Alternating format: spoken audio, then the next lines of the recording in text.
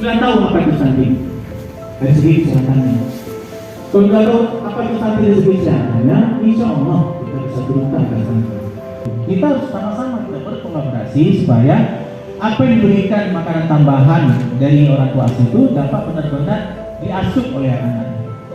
Benar-benar memang diasuh oleh anaknya. Di samping juga tadi keluarga orang tua itu kita harus pendampingan juga kepada keluarganya, jangan sampai anak itu seolah-olah terlantar.